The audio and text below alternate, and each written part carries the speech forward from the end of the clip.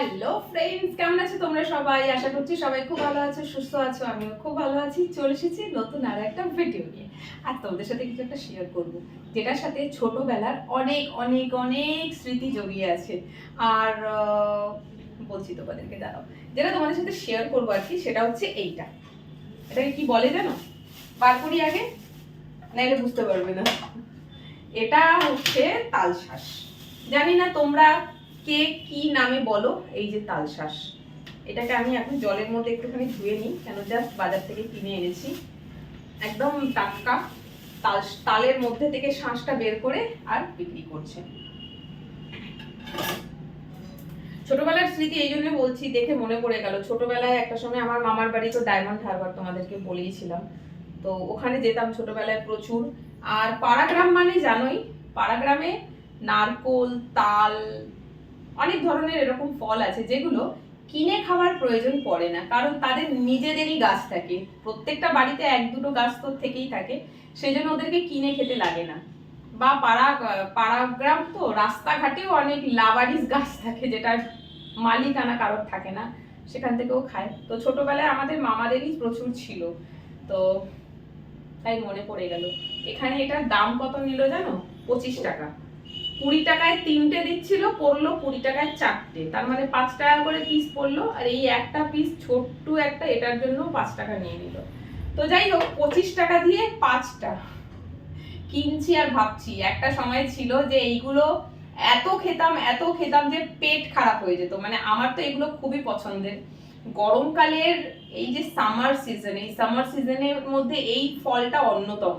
গরম পড়লে আমরা বাজারে চেয়ে থাকি কখন তালশাঁস আসবে বাজারে, যারা খেতে পছন্দ করে। অনেকে আবার খেতে পছন্দ করে না, বাট আমার কিন্তু তালশাঁস খুব ভালো লাগে। এখন দামটা একটুখানি বেশি আছে, কারণ সবে সবে বাজারে উঠছে। এই 1-2 দিন হবে আমি আমার বাজারে এই তালশাঁস দেখতে পাচ্ছি। তো আর কিছুদিন যাক, জামাই ষষ্ঠীটা যাক, তারপরে এগুলোর দাম একটু কমবে। তো যাই হোক, এখন আমি এটাই বসে খাবো আর কি। চলো রুমে যাই, ধুয়ে তো নিয়েছি, এই 5খানা খাবো। কে কিভাবে খায় আমি জানি না, অনেকে তো দেখি খোসা সমেতই খেয়ে নেয়। কি রাক্ষস রে বাবা, খোসা সমেত কি কারোর ভালো লাগে বলো? তো যাই হোক, চলো এখানে লাইট ফাইট গুলো বন্ধ করি, ভীষণ গরম লাগছে। রুমে যাই, বসে খাবো, আর ছোটবেলার কিছু স্মৃতি তোমাদের সাথে শেয়ার করবো। চলে আসলাম রুমে, আগে একটু জল খাই। ভিডিওতে বকবক করতে করতে আমার পিপাসা পেয়ে গেছে।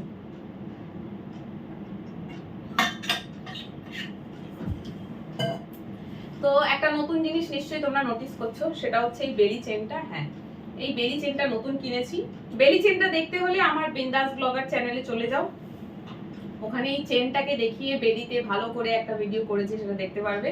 এখানে জাস্ট এইভাবেই একটু দেখাচ্ছি, এই যে ব্যাস, সিলভার কালারের চেন। ওকে, খুব সুন্দর হয়েছে চেনটা, কিন্তু ব্যাড লাক, সাইজটা একটুখানি ছোট হয়ে গেছে। মানে আমার কোমরে লেগে তো গেছে, বাট ওটা বেশি ডাউন করা যাচ্ছে না। আমার যেহেতু একটু বেলি ফ্যাট বেশি আছে, তো ওটাকে আমি একটুখানি আপ করতে চাইছি, বাট স্যার একটু ডাউন করতে চাইছি, বাট সেটা আর হচ্ছে না। কোনো রকমে পরে তো নিয়েছি, খুব টাইট হয়নি পরাটা, ঢিলাই আছে, লুজই আছে, বাট আর নিচে নামছে না। ওই একটা জায়গা ফিক্স হয়ে গেছে। তো যাই হোক, চলো তালশাঁসটা খাই, বছরের প্রথম ফল। বাড়িতে এখনো কিনে নিয়ে যাওয়া হয়নি। এই সানডে বাজার করব যখন, এখান থেকে কিনে নিয়ে যাওয়া পসিবল না। বাজার বাড়ির ওখানে কিনে একদম টাটকা নিয়ে যাব। আমাদের ওখানেও বিক্রি হয়। তো বছরের প্রথম ফল আমি একলাই খাচ্ছি আজকে, কিছু করার নেই।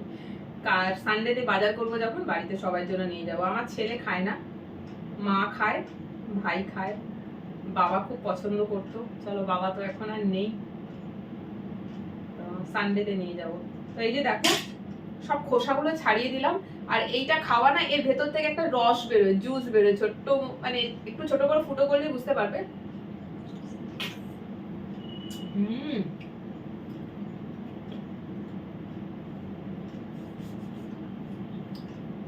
দারুণ টেস্ট,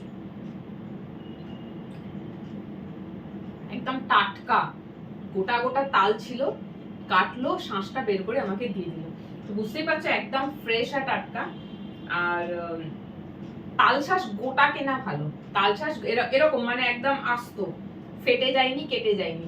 এতে কি হবে না, ওই ভিতরে যে লিকুইডটা বেরোয় তালশাঁসের মাঝখান থেকে সেটা পাবে, আর ফেটে গেলে লিকুইডটা বেরিয়েই যায়। আমার ওই রসটা খেতে দারুণ লাগে। তো যাই হোক, চলো একটা খেলাম, দেখালাম তোমাদেরকে যে কিভাবে ছাড়িয়ে খাই। আশা করছি আমার মতোই তোমরাও সবাই ছাড়িয়েই খাও হয়তো, কিন্তু অনেক নন বেঙ্গলিদেরকে আমি দেখেছি খোসা সমেতই খেয়ে নিচ্ছে। কি করে খায় জানি না। আমি তো জানি এই খোসা খেলে পেট ব্যথা হয়, বা তালশাঁস বেশি খেলে পেটে পচে না, কিন্তু অনেকেরই, যেমনি আমার।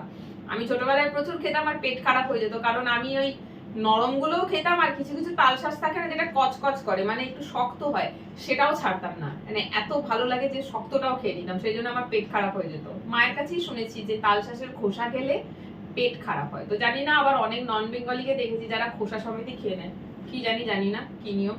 তো আমি তো এইভাবে খোসা ছাড়িয়েই খাই, আশা করছি তোমরাও এইভাবেই খেয়ে থাকো। তো চলো আজকের ব্লগটা এখানেই শেষ করছি, এখন বসে তালশাঁস খাই। লাঞ্চ এখনো হয়নি, জানি না কি খাবো লাঞ্চ, দেখা যাক, এখনো টাইম আছে। এখন টাইম বলতে গেলে এখন টাইম হচ্ছে 1:55, খুব বেশি লেট হয়নি। তো একটু খাই, ভিডিওগুলো এডিট করি, তোমাদের জন্য পাবলিশ করি, দিয়ে তারপরে দুপুরে লাঞ্চ করবো। টাটা।